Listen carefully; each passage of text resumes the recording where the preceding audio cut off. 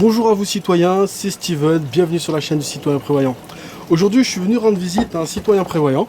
Bonjour Nicolas. Salut. Je voudrais savoir, donc je suis chez toi, Ouais. tu es citoyen prévoyant depuis combien de temps? On va dire que ça a été un cheminement pour moi qui m'a emmené vers toutes les questions que se posent les prévoyants, les preppers, qui est venu par l'alimentation. J'ai eu une grosse réflexion il y a 3 ans de ça sur le régime carné, donc la consommation de viande. Pour ma part, je suis quasi végétarien puisque je ne mange plus de viande, on va dire plus mes poils, je ne mange plus que des poissons. En viande on va dire. Et donc de fil en aiguille je me suis intéressé donc, au régime végétarien qui m'a emmené à m'intéresser à l'agriculture bio, donc la permaculture, ensuite l'aquaponie, le système qui est derrière moi est un système en aquaponie, on va en parler plus tard. Et donc de fil en aiguille aussi, donc qui dit agriculture, dit production de légumes, dit stockage de légumes, donc comme ce que faisaient nos grands-parents. Voilà, donc des savoirs oubliés, faire son pain, etc. Et donc c'est un entonnoir en fait qui m'a emmené à sans m'en rendre compte, à devenir preppers. D'accord. Voilà. Ok, donc ça fait à peu près en nombre d'années? Alors que je ne mange plus de viande, on va dire ça fait 3 ans, mais que je suis preppers, ça fait que je me considère en tout cas comme tel, ça fait à peu près 1 an en fait. Parfait. Donc c'est assez récent. D'accord, alors par rapport à ton entourage, est-ce que tu as vu des changements, des gens qui te regardent de travers, qui disent qu'il est bizarre celui-là Alors au début, c'est un peu comme tout, au début tu découvres un truc, ça te passionne, comme tous les gens passionnés, tu vas en parler et tu vois que justement c'est un problème que nombre d'entre nous ont remarqué, c'est que c'est pas toujours vu d'une bonne façon, de la bonne façon, et tu te sens pas l'image qu'ils ont du survivaliste, voilà, le survivaliste, l'image du survivaliste, le mec, le bunker et tout, c'est profondément ancré chez les gens en fait. Et moi je me considère pas comme un survivaliste, je me considère plutôt comme un vivaliste en fait. Voilà, moi c'est pas la survie qui m'intéresse, c'est la vie, c'est une façon de vivre, une façon résiliente et autonome, que les événements extérieurs aient le moins d'impact sur ma vie à moi et celle de mes proches directs. Donc j'essaye d'aborder ma vision du prepping, d'être preppers, à mon entourage, sans maintenant, je le dis de moins en moins, je balance, je sème des petites graines, et puis je vois comment les gens, ah tu fais ton pain, ah c'est intéressant, comment tu fais?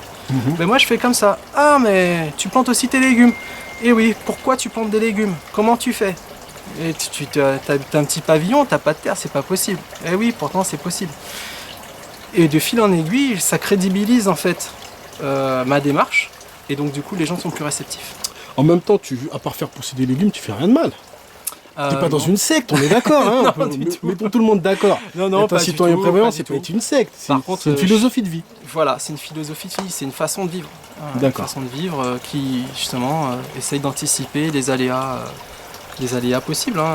Être prepper, c'est par exemple pouvoir. Voilà, récemment on a eu un petit problème avec l'essence. Bon ben voilà, ceux qui ont des réserves d'essence ont pu gérer la chose de façon beaucoup plus sereine. Oui, tout à fait. Voilà. Ça peut être pareil demain, on peut avoir une grève des transports importante. On peut ne plus être approvisionné, comme on le sait, les supermarchés sont en flux tendu. S'il y a un mouvement de foule, une panique et tout ça, en 24 heures, il n'y a plus rien dans les supermarchés. Être prepper, c'est aussi pour anticiper ça. Demain, tu perds ton boulot. On est d'accord. Tu as un petit stock alimentaire, ça te permet de te dire, bon ben voilà, au moins mes gosses, ils ont un truc dans leur assiette, X semaines, X mois, X années. Le temps que tu retrouves un boulot. Pardon? Le temps que tu retrouves un boulot, bien entendu. Voilà, le temps de pouvoir accuser le coup. Donc on est bien d'accord, un prepper, un citoyen prévoyant, n'attend pas la fin du monde. Hein? Moi j'attends pas la fin du monde, je l'espère pas, et de toute façon c'est complètement illusoire. Il y aura peut-être une fin de l'humanité, mais il n'y aura pas une fin du monde. La Terre elle vivra sans nous. Mais tu te prépares pas à ça? Non. D'accord. Ok, c'est bien. Toi, vu que tu as un potager, tu essayes d'augmenter ton autonomie. Ouais. Tu le sens un peu sur tes finances que ça te fait faire quelques économies, parce que bon, on va dire que tu n'as pas non plus 1 hectare, mais par rapport à ce que tu fais, ça te fait gagner quelques euros? Alors, moi j'ai pour principe d'être tout à fait honnête. Ouais. Moi ça fait, on va dire, c'est ma première année, ma première saison concrètement que j'ai monté mon potager. Donc j'ai fait un maximum de différentes techniques. que je te montrerai. Il y a eu pas mal de succès, mais il y a eu aussi beaucoup d'échecs. Et à la limite, tant mieux, parce que C'est comme ça que tu apprends. voilà, on apprend plus de ces échecs que de ces réussites. Et j'ai oublié la question. Ah oui, donc est-ce que j'arrive à... Oui. Donc non, mon jardin, non, pas du tout. C'est un petit bonus pour l'instant. L'année prochaine, j'espère que ça sera une partie plus importante. Je t'expliquerai aussi pourquoi. Mais par contre, justement, ma démarche sur une réflexion de la consommation m'a amené à faire partie d'une AMAP. Donc la MAP met en relation directement le consommateur et le producteur, les maraîchers en l'occurrence. Et donc ça coûte un peu plus cher que d'acheter ces légumes en supermarché, mais ça me permet d'avoir des légumes qui sont de meilleure qualité, je sais à qui je les achète. La taxe carbone est moins importante si tu t'intéresses à ce sujet-là. Oui, tout à fait. Mais surtout, ce dont j'ai pu me rendre compte, c'est le fait d'aller chercher mes légumes toutes les semaines, surtout qui, moi, ne mangeant pas de viande, fait que je vais beaucoup moins au supermarché. Qui n'est pas allé au supermarché pour acheter 1 kilo de courgettes ou 1 kilo de sucre et est ressorti avec un caddie à 100 €. Bon ben voilà, maintenant le fait d'être au panier, d'être dans une AMAP, je vais beaucoup moins au supermarché, donc j'ai fait des économies là-dessus. D'accord. En même temps, ça te permet de pouvoir te former au potager, apprendre des techniques Oui, tout à fait. et augmenter tes connaissances. Le savoir-faire, tout à fait. Moi, c'est vraiment ce qui m'anime, c'est la curiosité et l'apprentissage, le partage de savoir-faire. Comme on dit aux Antilles, c'est un temps l'entend, c'est le temps des anciens, à l'ancienne. Voilà, moi j'ai grandi à la campagne, j'ai toujours vu les gens avoir un petit carré potager à l'arrière de la maison, avoir une poule, avoir une chèvre, pouvoir être anticipé justement les coups durs, c'était même pas conscient, c'était comme ça quoi. Aujourd'hui on oublie ça. C'était du bon sens en fait. C'était du bon sens et c'est un bon sens qu'on oublie et je pense qu'il est orchestré entre guillemets. Voilà, on oblige les gens, mais voilà, qui sait coudre, qui sait raccommoder un vêtement? Non, pourquoi faire? Tu vas au supermarché, t'achètes un autre t-shirt. Je te dirais même plus simple, qui sait cuisiner de nos jours? Oui, voilà. Parce qu'il y en a beaucoup qui ne savent pas cuisiner, hein, Ouais. c'est un fait. Hein. Mais j'en parle même pas, parce que pour moi ça me paraît évident. Alors je suis comme tout le monde, hein. Ça m'arrive d'emmener les gamins au McDo ou au machin, mais c'est vraiment de moins en moins souvent. C'est de moins en moins souvent que je vais acheter un truc cuisiné. Alors oui, ça prend un peu plus de temps, mais c'est un temps qui est qualitatif. Tu sais ce que tu donnes à manger à tes enfants et puis ça devient un plaisir. Ça devient toi qui fais aussi ton pain.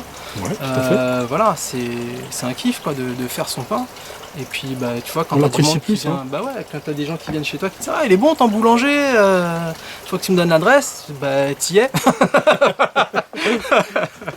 Voilà, c'est toujours un bon délire quoi. Ok. Et si c'est à refaire? Bah, j'ai un regret, c'est de ne pas l'avoir fait plus tôt. Voilà. On est beaucoup dans ce cas. Voilà, donc j'ai la quarantaine qui approche et puis voilà, si j'avais pensé de cette façon-là beaucoup plus tôt, je serais à un stade de préparation beaucoup plus avancé. Quoi. Ok. Alors, il y a une question que beaucoup de personnes qui ne sont pas dans la démarche de prévoyance se demandent, mais est-ce que tu as peur de quelque chose? As-tu peur de quelque chose? C'est-à-dire, Troisième Guerre mondiale. J'entends souvent ce truc-là, Troisième Guerre mondiale. Est-ce que, par exemple, tu as peur d'une guerre civile? Est-ce que tu as peur de... Il y a le contexte terroriste en ce moment. Qu'est-ce que ça t'évoque, tout ça?